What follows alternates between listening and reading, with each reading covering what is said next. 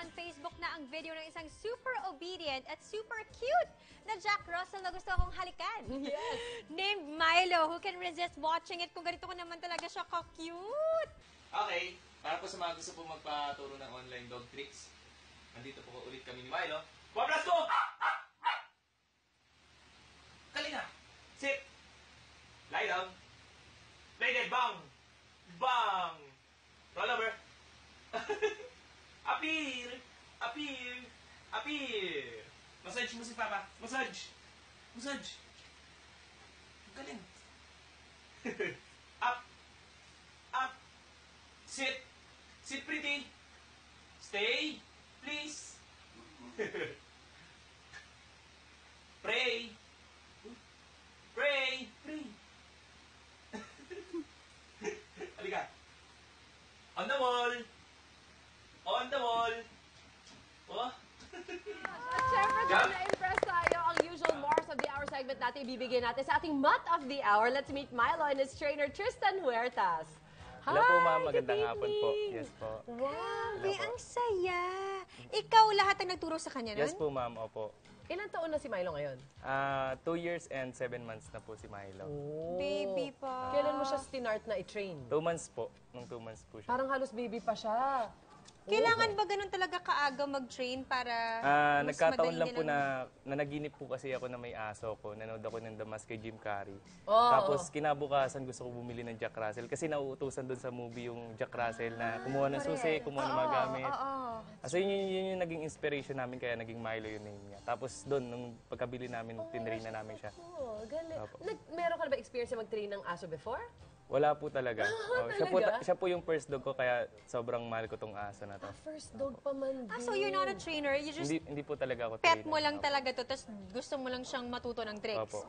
Okay. Dun sa research mo, nakita ba na madaling turuan ng Jack Russell o dahil lang dun sa paniginip mo tapos chinaga mo lang? Sa totoo lang po, pag dating sa dog tricks, sobrang hirap po magturo po pala ng dog tricks. Oo. Hindi po biro. Although sabi nila maraming matatalino daw yung Jack Russell, matatalino daw yung mga ganitong lahi. Pero depende talaga. Kahit matalino po yung dog, kailangan po talaga ng tiyaga. Sabi nga po nila, patience is a virtue. Ano yung pinakamahirap na trick na talagang pinakanatagal lang ka ituro? Yung kumuha po siya ng mga gamit. Okay. Kumuha po siya ng mga gamit. Yun pa naman yung nasa Opo. pelikula. Yun yung kailangan niyang ma-achieve. Ma-achieve. eh. Nakuha Exactly. po siya ng mga gamit. Ini-introduce ko sa kanya yung remote control, yung susi, yung cellphone. Tapos pag sinabi ko, get my cellphone, kukunin niya po yun. And yan, ito. Please show us some tricks. Saan siya pwede ba siya dito? Kasi medyo doon po. Okay, Ayan, sige, yan. let's Sige, go. baba namin si Milo. Yes. Onting tricks po na ginagawa namin ni Milo. Okay. Stay, Okay, wait. Shh. Milo. Weighing scale. Food driven po si Milo. Okay. Milo Pogi. Milo Pogi. Milo Pogi. Milo Pogi. Good boy. Sit. Sit. Sit pretty. Please, please, please, please. Good boy. Yay! Okay. Try po namin mag-skateboard. Skate. Okay. Up ka dito. Up. Wait. Skate. Skate. Skate. Skate. Skate. Good boy. Okay lang. Next po, basketball naman po kami ni Milo. Oh, basketball tayo. Shoot mo dun, ha? Okay. Sit muna. Lie down. Play dead muna. Play dead. Bang! Bang! Play dead. Bang! Stay. Roll over. Oh, shoot. Go. Shoot. Shoot. One more time. One more time. Pinashoot. Shoot. Shoot. Shoot. One more time. Okay lang yan. Go. Go. One more time. Go. Shoot. Milo, shoot. Go. Yeah! High five. Good boy. Siyempre, napagod si Papa. Massage mo ako. Massage. Massage po. Massage. Massage. Massage. Sabi, Okay. ako kaya Sit. yun napagod. Channel leader nagsabi na. Wak, wak, wak. Wak, wak, wak. Jump, jump, jump. Yes. Good boy. Oh! Last. Kiss. Kiss. Pangit. Salamat po.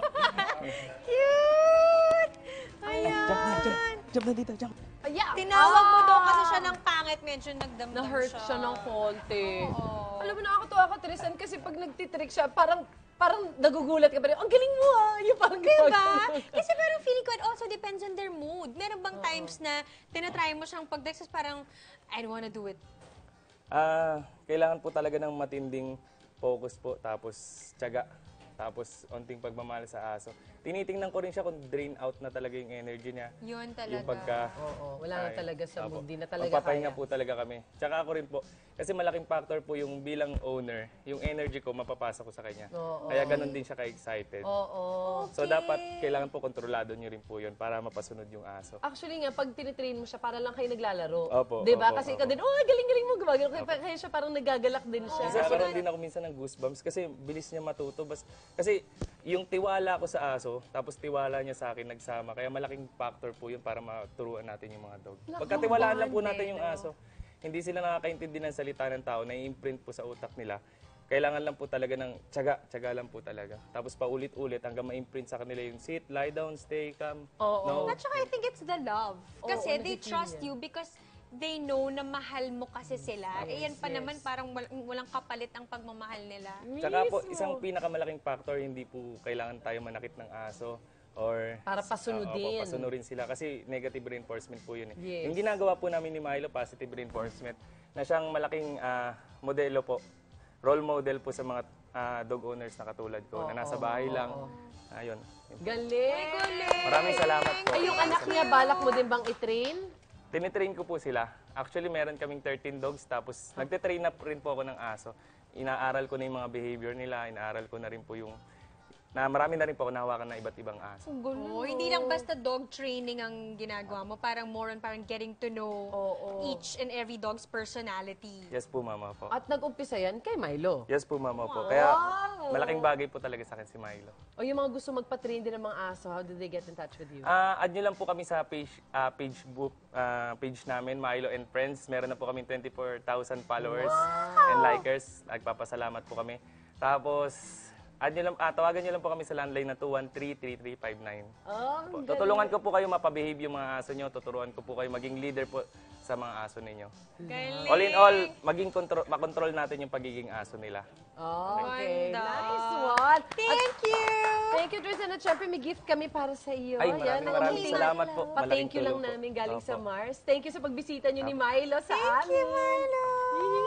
Maraming salamat po. Maraming Ayan. salamat po.